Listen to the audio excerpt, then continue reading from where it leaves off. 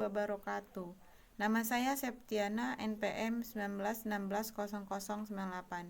Di sini saya akan menjelaskan tentang materi yang berjudul Pengembangan Multimedia Pembelajaran. Yang pertama, bab 1, media pembelajaran. Pada hakikatnya, pembelajaran adalah suatu proses komunikasi atau penyampaian pesan dari sumber pesan melalui saluran atau media tertentu. Pesan yang akan dikomunikasikan adalah isi ajaran atau didikan yang terdapat pada kurikulum. Sumber pesannya adalah guru, siswa, orang lain, dan penulis buku. Salurannya adalah media pembelajaran. Lalu, seseorang yang penerima pesan yaitu seseorang yang pembelajar.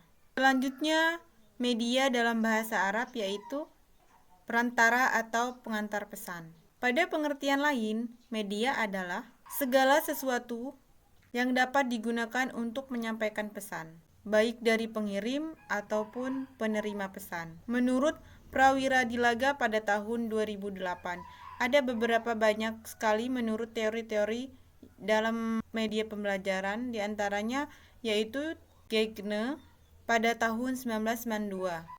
Ada beberapa menurut para teori tentang media pembelajaran, salah satunya yaitu menurut Omar Hamalik pada tahun 1986. Media pembelajaran adalah hubungan komunikasi interaksi akan berjalan lancar dan tercapainya hasil yang maksimal apabila menggunakan alat bantu yang disebut media komunikasi. Dalam pengertian komunikasi yaitu alat yang memindahkan pesan atau komunikasi dari sumber ke penerima, maka pembelajaran tidak dapat berjalan langsung tercapainya tujuan. Maka dari itu, terbatasnya media yang dipergunakan di dalam kelas dapat salah satu menyebabkan lemahnya atau mutu belajar siswa atau peserta didik. Dengan demikian, penggunaan media pembelajaran merupakan salah satu kebutuhan penting untuk tercapainya tujuan pembelajaran. Dan di dalam penyampaian proses komunikasi kepada siswa tidak selamanya berhasil. Kita juga dapat dalam pembelajaran kegagalannya penyampaian kepada siswa yang disebabkan adanya faktor penghambat proses komunikasi. Misalnya perbedaan gaya belajar atau minat belajar siswa, keterbatasan daya ingat, cacat tubuh, hambatan jarak atau geografis, waktu, dan sebagainya. Contohnya dalam proses pembelajaran di kelas, terdapat beberapa siswa yang tidak dapat menerima atau mengerti apa yang guru sampaikan. Nah, jadi dari jumlah siswa misalkan 30 siswa. Nah, di situ terdapat beberapa siswa ada kemungkinan 5, 10 dan seterusnya terdapat siswa yang gagal menerima pesan yang disampaikan. Ada menurut dalam Daryanto pada tahun 2013 halaman 10 sampai 12 mengemukakan bahwa pengembangan media pembelajaran hendaknya memanfaatkan kelebihan-kelebihan yang ada di media tersebut dan menghindari hambatan-hambatan yang memungkinkan untuk muncul dalam proses pembelajaran. Ada beberapa fungsi media pembelajaran, yaitu yang pertama, menyaksikan benda yang ada atau peristiwa yang terjadi pada masa lampau. Lalu yang kedua, mengamati benda atau peristiwa yang sukar dikunjungi. Dan yang ketiga, memperoleh gambaran yang jelas tentang benda dan hal-hal yang sukar diamati secara langsung. Yang keempat, mendengar suara yang sukar ditangkap telinga secara langsung. Dan yang kelima, mengamati dengan teliti binatang-binatang yang sukar diamati. Yang keenam, mengamati peristiwa-peristiwa yang jarang terjadi atau berbahaya untuk didekati. Dan yang ketujuh, mengamati dengan jelas benda-benda yang rusak atau sukar diawetkan. Dan yang kedelapan, dapat dengan mudah membandingkan sesuatu. Yang kesembilan, dapat melihat secara cepat suatu proses yang berlangsung secara lambat. Dan yang ke-10, dapat melihat secara langsung gerakan-gerakan yang berlangsung secara cepat. Yang ke-11, mengamati gerak-gerakan yang sukar diamati secara langsung. Yang ke-12, melihat bagian-bagian yang tersembunyi di suatu alat. Yang ke-13, melihat ringkasan dari suatu rangkaian pengamatan yang panjang dan lama.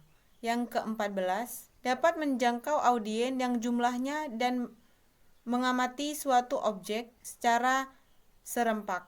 Yang terakhir, dapat belajar sesuai dengan kemampuan, minat, dan temponya masing-masing. Lalu ada manfaat dan fungsi media. Manfaat media pembelajaran dalam proses pengajaran yaitu yang pertama, pembelajaran akan lebih menarik siswa, dan yang kedua, bahan pembelajaran akan tampak lebih jelas, penggunaan media secara tepat dan bervariasi, dan yang keempat, dengan latar belakang dan pengalaman yang berbeda di antara peserta didik. Yang kelima, memperjelas penyajian pesan, dan yang keenam, mengatasi keterbatasan ruang. Secara garis besar, fungsi media adalah menghindari terjadinya verbalisme, membangkitkan minat atau motivasi, menarik perhatian mahasiswa, mengatasi perbatasan ruang, waktu, dan ukuran, mengaktifkan siswa dalam pengembangan pembelajaran, serta mengefektifkan pemberian rangsang untuk belajar. Lalu ada jenis dan klasifikasi media. Pengklasifikasian media dalam pembelajaran berdasarkan pengalaman digolongkan ke 3 jenjang pengalaman. Yang pertama, pengalaman langsung, dan yang kedua, pengalaman dari kata-kata. Selanjutnya, peranan media pembelajaran. Di dalam pendidikan, media difungsikan sebagai sarana untuk mencapai tujuan pembelajaran. Karenanya, informasi yang terdapat dalam media harus dapat melibatkan siswa, baik dalam benak ataupun mental. Materi harus dirancang secara sistematis dan psikologis. Ditinjau dari segi prinsip-prinsip, belajar dapat menyiapkan instruksi. Yang pertama, pengertian multimedia. Multimedia dapat diartikan sebagai ragam media yang digunakan untuk penyajian materi, penyampaian informasi dari suatu komputer atau server machine yang menjadi pusat penyimpanan data dari jaringan ke jaringan lokal dalam suatu organisasi maupun jaringan internet. Dalam multimedia pembelajaran, materi disajikan melalui kata-kata, baik narasi maupun teks, dan gambar, baik diam ataupun bergerak. Ada 3 asumsi menurut seorang profesor psikologi Amerika Richard Mayer pada tahun 1990-an, yaitu saluran ganda, kapasitas terbatas, dan pemrosesan aktif. Selanjutnya ada prinsip multimedia. Menurut Herman Dwi pada tahun 2017 halaman 23, dijelaskan prinsip untuk mengurangi aktivitas extraneous processing.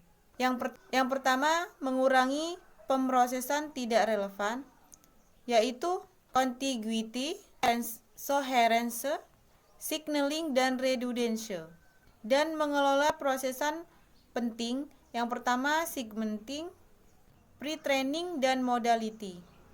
Dan ada peningkatan proses generatif, yaitu multimedia, personalization, dan interactivity. Ada juga penjelasan prinsip-prinsip multimedia. Yang pertama, prinsip contiguity. Yang kedua, prinsip perbandingan atau proporsi. Yang ketiga, prinsip tekanan atau emprasif. Dan yang keempat, prinsip keseimbangan atau balance. Yang kelima, prinsip irama atau ritme. Yang keenam, prinsip keselarasan atau harmoni. Dan yang ketujuh, prinsip kesatuan atau unity. Selanjutnya, komponen multimedia. Menurut Green and Brown pada tahun 2003 halaman 3, menjelaskan beberapa komponen yang digunakan dalam penyajian multimedia, yaitu berbasis kertas, berbasis cahaya, dan berbasis suara. Selain itu, aspek-aspek dalam pembelajaran multimedia harus menunjang yang pertama umpan balik, percabangan, penilaian, monitoring kemajuan, petunjuk, dan tampilan.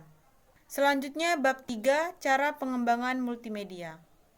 Yang pertama, proses pembelajaran berbantu multimedia. Menggunakan multimedia dalam proses pembelajaran dapat memungkinkan peserta didik untuk berpikir kritis, menjadi pemecah masalah, lebih cenderung untuk mencari informasi, dan lebih termotivasi dalam proses pembelajaran.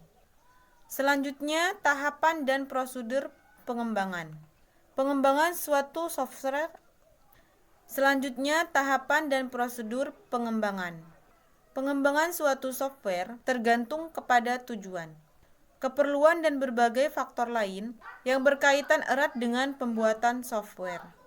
Pengembangan software memerlukan pengelolaan yang sistematis dan melalui langkah-langkah sehingga berbentuk suatu sistem yang kompleks. Pengembangan software meliputi 5 kegiatan. Yang pertama, penggunaan atau use. Yang kedua, pengamatan atau observation. Yang ketiga, analisis.